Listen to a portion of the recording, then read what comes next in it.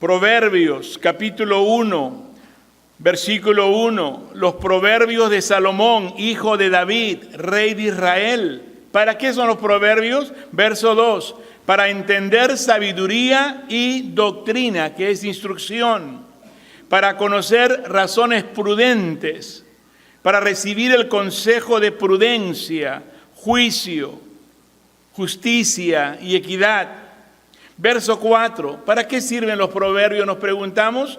Verso 4. Para dar sagacidad a los simples y a los jóvenes inteligencia y cordura. Habrá quien dice, bueno, pero yo ya eso lo leí, yo ya estoy avanzado en años, o yo ya sé lo que tengo que saber. Bueno, para usted también, verso 5. Oirá el sabio y aumentará el saber, y el entendido adquirirá consejo. Para entender proverbio y declaración, palabras de sabios y sus dichos profundos. Les pregunto, ¿qué es precioso a tus ojos? ¿Qué es precioso a tu parecer? Para algunos, las alhajas de oro, las piedras de valor. Y asimismo quizá la posición, la postura, su condición social. Pero entre todo esto vemos nosotros que vamos a pasar por pruebas. El crisol para la plata y la hornaza para el oro. Habla acerca de fuego intenso por el cual se va a dar lugar a este horno, llevar consigo al que se remueva todas las impurezas de esto que para muchos es precioso, el oro y la plata. Pero Dios prueba los corazones con el fuego de la prueba. Y el fuego de la prueba produce en nosotros ese removimiento de lo que está moralmente necesitado de purificarse. Espiritualmente se quitan las impurezas a través de las pruebas. Yo sé que usted y yo hemos pasado por pruebas, por dificultades, cosas duras, pero es como el fuego que quema toda la impureza para que seamos más nobles, más humildes y seamos personas que reconocemos que la vida nos es prestada y que por lo tanto tenemos que tener un corazón dirigido hacia Dios, humilde y saber apreciar y agradecer y asimismo brindar por gracia lo que alguien más nos haya dado por gracia también. Versículo 4, el malo está atento al labio inicuo y el mentiroso escucha la lengua detractora. Hay un llamado aquí a aquellas personas que sienten gusto o placer en estar escuchando mentiras. O estar escuchando a personas con lengua detractora, que difama, que hace mal, que engaña y que hace tanto perjuicio. Es un llamado a aquellas personas que le gusta mentir y le gusta que le mientan y vive su vida toda una mentira, una farsa, una pantomima, algo que no es real. Hay mucha gente así. Verso 5, el que escarnece al pobre afrenta a su hacedor, y el que se alegra de la calamidad no quedará sin castigo. Importante la lección de no aprovecharse del pobre o el menesteroso, no sacar ventaja de aquel quien pudiera ser un ignorante, sabiendo aquí que el castigo tarde o temprano va a venir a aquella gente aprovechadora del pobre o aquella persona aprovechadora de las personas menos aventuradas. Verso 6, corona de los viejos son los nietos y la honra de los hijos sus padres. ¿Cuántos están de acuerdo? Dicen amén. Y estos amenes suenan fuertes y rotundos porque aquí hay muchos que ya lo son, abuelos, pero también para los hijos que tienen a sus padres aún vivos, y vemos que no hay una felicidad tan grande como la felicidad de que tus hijos te den la dicha de también ellos tener hijos y que tú los puedas ver. Los hijos de nuestros hijos, una bendición de Dios que en la Biblia habla acerca de esa dicha viene de parte de ver a los hijos de tus hijos procrear y avanzar y surgir y crear en sí un ambiente tan lindo reunida la familia. Verso 7 dice, no conviene al necio la altilocuencia, cuanto menos al príncipe el labio mentiroso. Muchas veces nos ponemos a pensar en cuanto al sentido de lo que alguien está esperando de alguien más. Espera del príncipe que hable de esta forma, o de alguien tonto que hable de esta otra forma. Y el sentido aquí está de que nuestras expectativas no pueden ir más lejos de la realidad. No podemos esperar palabras excelentes de un hombre tonto. No podemos esperar un consejo sabio de una persona que está viviendo en la miseria y que ha cometido muchísimos errores. Verso 8 dice: piedra preciosa es el soborno para el que lo practica. A donde quiera que se vuelve, hallará prosperidad. Poder hallar en sí lo que significa el don de Dios, la cualidad que Dios te haya dado, el poder dar uso de aquello que el Señor te ha otorgado por gracia y por misericordia. Y cuando tú das uso de tus dones, talentos y bienestares para la gloria de Dios y con un corazón agradecido, entonces ciertamente tu vida prosperará. Verso 9: el que cubre la falta busca amistad, mas el que la divulga aparta al amigo. La palabra transgresión, ¿la pueden repetir conmigo en voz alta? ¿Cuál es la palabra? Transgresión, esa es la palabra original de este versículo. Habla acerca de hacer algo malo a sabiendas. No era un error por ignorancia. Bueno, yo no sabía y hice esto. No. Transgresión habla acerca de transgredir, de cruzar una línea que estaba al frente y tú tenías la opción de o cruzarla o no cruzarla, de obedecer o de desobedecer. Y cuando una transgresión ocurre, uno dice, es una barbaridad, es un error bastante acentuado, pero aún el Señor perdona a los transgresores cuando se arrepienten. ¿Cuántos lo saben y dicen amén a ello? Entonces, de la misma forma como Dios nos ha perdonado, nosotros también debemos saber perdonar. Un corazón humilde, arrepentido, cuando se pide perdón, pero a la misma vez el hecho de que no esté sacando otra vez en cara las cosas del pasado, los errores del pasado cometidos o las transgresiones inclusive, sino que así como hemos sido perdonados por gracia, debemos también nosotros perdonar y no estar sacando los trapitos al aire o estar recordando cosas del pasado otra vez en el presente, cuando ya ha sido perdonado debe estar y por lo tanto olvidado se debe de dejar. El ejemplo es Dios. He echado a lo más fondo de la mar vuestras iniquidades, dice Dios, para no acordarme más de ti. Tan lejos como del oriente al occidente he separado todas tus rebeliones, dice el Señor. El Señor es tan grande en su benevolencia y en su misericordia porque Él nos ama, Él nos perdona y nos enseña que nosotros sepamos también amar y perdonar. ¿Cuántos están agradecidos al Señor por el amor que Él nos tiene? Por el perdón que Él nos ofrece, inmerecidamente, pero Él nos perdona. Versículo 10 dice: la reprensión aprovecha al entendido, más que 100 azotes al necio. Una mínima o un mínimo detalle de corrección que se le hace a una persona que es sabia será suficiente para que el hombre sabio tome en consideración y lo lleve a la conciencia para corregir la situación hecha en forma errónea. Por otro lado, personas que son necias, aunque se lo diga 1000 veces, no hacen caso, no cambian. Y dice aquí la exageración aún de versículo 10, que ciertamente, aunque reciba 100 azotes al necio, Dios nos libre de ser necios.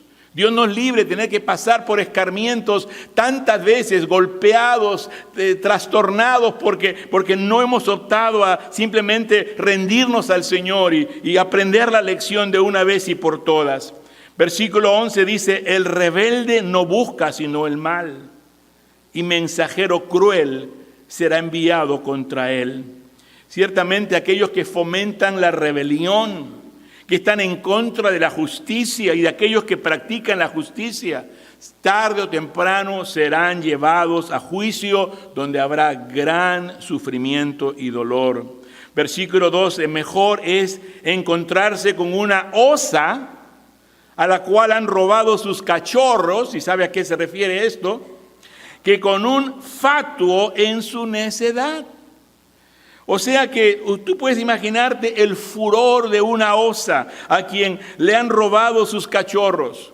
Pero es preferible encontrarse con esta osa que con un fatuo en su necedad. ¡Qué comparación tan rotunda hay aquí! ¿Quién pudiera ser tan necio? ¿Quién pudiera ser tan fatuo? Aquellas personas que dan lugar a un sentimiento de que no hay virtud moral, sino hay vicios que se han contraído en una manera ciega, absurda y en una forma inverosímil. Del versículo 12 al 28 ahora nos introducimos a esta parte de lo que son virtudes morales y vicios contrarios. Vimos los primeros 11 versículos acerca de lo que es lo bueno y lo malo en cuanto a nuestra conversación y a nuestro comportamiento. Versículo 13 dice, el que da mal por bien, no se apartará el mal de su casa. Dios no nos dará mal por bien, no. Therefore, el Señor no nos ha de simplemente dejar que andemos mal y que sigamos mal y al final nos va a recompensar. Es algo completamente absurdo. El Señor no nos permite de que vayamos por mal camino por mucho tiempo. Él nos escarmienta, nos llama la atención, nos habla, nos envía mensajeros, porque ciertamente sabemos que el que mal anda, mal acaba, y las consecuencias de las malas decisiones traerán consigo bastante sufrimiento. El Señor va a perdonar si nos arrepentimos, pero va a castigar si rehusamos el arrepentimiento. Verso 14 dice, el que comienza la discordia es como quien suelta las aguas. Deja pues la contienda antes que se enrede. Se compara a lo que pudiera ser una pequeña rajadura en lo que pudiera ser esos grandes lugares en donde están los conservadores de agua, que ciertamente es una pequeña rajita que hay ahí, sí, pero está filtrándose el agua y cuestión de tiempo eso va a reventar en los acueductos. Entonces, de la misma manera, tú no puedes permitir que cualquier rajadura allí esté haciendo que se salga aquello que no puede dar lugar a inundar tu vida. No puedes, no debes. Y vemos nosotros que así mismo, como cuando hay un vaso que tiene una rajadura y está dejando ahí el contenido, al final va a quedar vacío. Entonces, es una exhortación bastante clara y evidente. Verso 15, ¿de qué sirve el precio en la mano del necio para comprar sabiduría, no teniendo entendimiento? Vemos entonces que es para nosotros una tarea muy importante el saber que cuando vemos que hay conceptos y hay autojusticias y hay en sí lo que es la autojusticia que condena a los que andan en justicia, y por eso la persona necia es aquella persona que no conoce a Dios y aquella persona que ignora la palabra de Dios. ¿De qué sirve el precio en la mano del necio para comprar sabiduría no teniendo entendimiento? ¿Entendimiento de qué? De la palabra, entendimiento de Dios, entendimiento de quién es Dios y lo que Dios significa en la vida de cada persona. Verso 17, en todo tiempo ama el amigo y es como un hermano en tiempo de angustia. Sabemos lo que significa en una situación de necesidad, en una tormenta que hubiera acosado tu vida, en donde personas vienen al rescate, vienen a traer provisión, vienen a ofrecer ayuda, pero asimismo como vinieron, luego se fueron. Y pensamos acerca de lo que significa para nosotros el de, no solamente cuando tenemos problemas, alguien viene y nos ayuda, pero luego se va, pero aquel amigo que permanece todo el tiempo. Dice verso 17, en todo tiempo ama el amigo. Y es como un hermano en tiempo de angustia. Entonces, estar en el tiempo preciso y en una forma maravillosa, no solamente estar cuando lo necesitas, pero está en todo tiempo. Porque ¿cuántos sabemos que todos necesitamos un amigo y lo necesitamos siempre y en todo tiempo? Levanten sus manos. Y para ser la persona que recibe de alguien esa amistad es porque usted también es una persona amigable.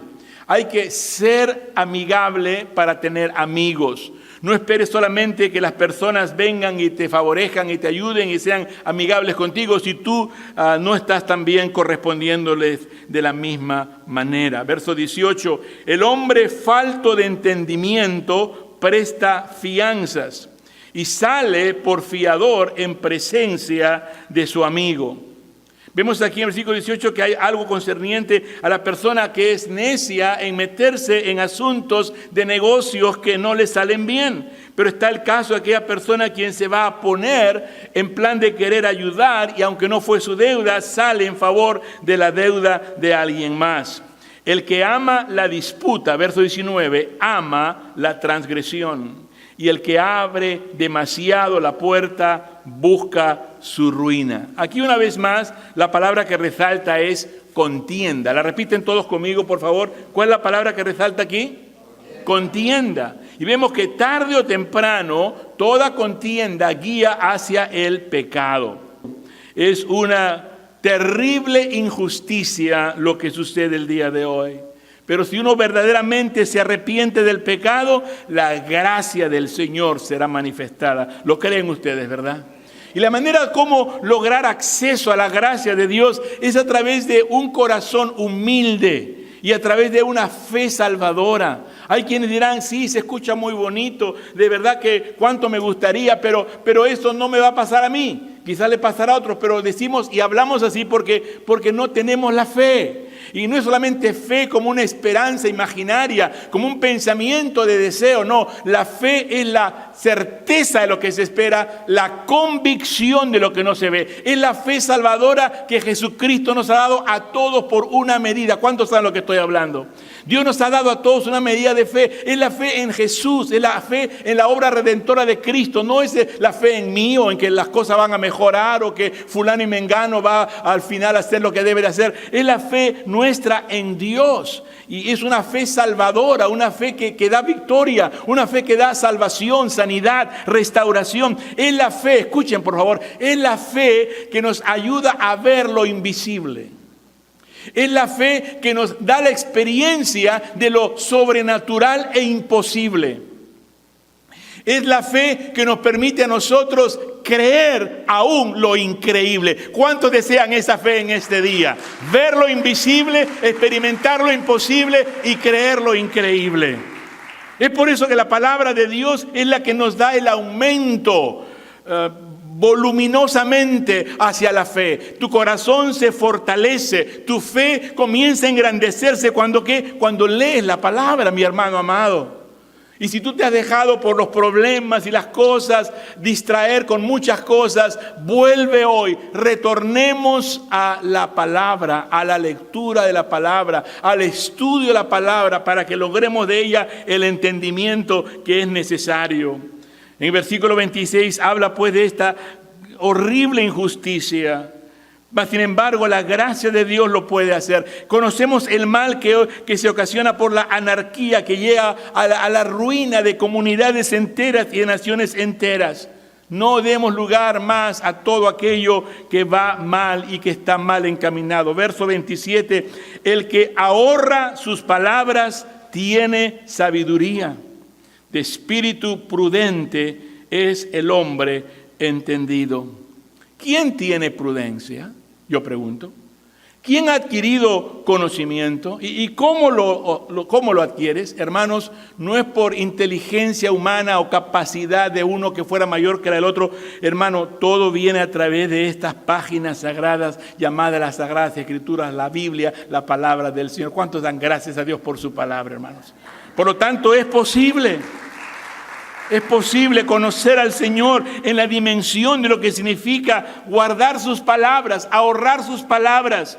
El saber que nuestra actitud a saber de cuán grande es Dios y la negatividad es removida porque ahora tenemos una mente que puede ver lúcidamente cuán grande es el Señor, conocer a Dios en la dimensión que Él es y conocer sus atributos, cuán bueno, cuán grande, cuán poderoso, omnisciente, omnipresente, omnipotente, todo lo sabe, está en todas partes y asimismo no hay nada que Él no pueda hacer. Versículo 28, aún el necio, léanlo conmigo, que dice, aún el necio cuando calla es contado por sabio.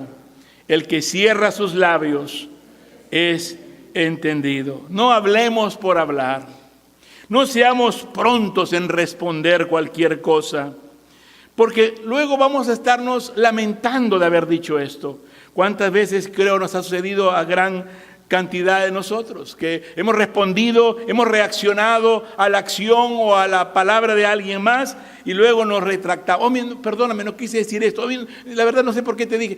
Ya es muy tarde, ya. El lamento en sí no va a subsanar esa situación. Ya el daño ha sido hecho. Es como que le metes un cuchillo a alguien. Ay, perdóname, dice. ¿Qué le vas a hacer? Le has cortado, le está sangrando la herida. Ya hiciste un mal.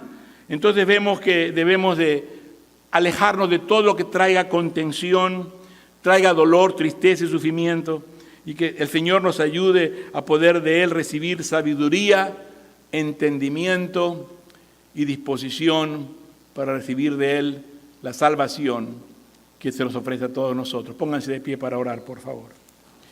Padre y Dios eterno, te doy gracias porque quien tú eres, Señor, nos invita a que aún te querramos conocer más. Y Señor, ayúdanos hoy a admitir que somos pecadores y estamos, Señor, destituidos de tu gracia.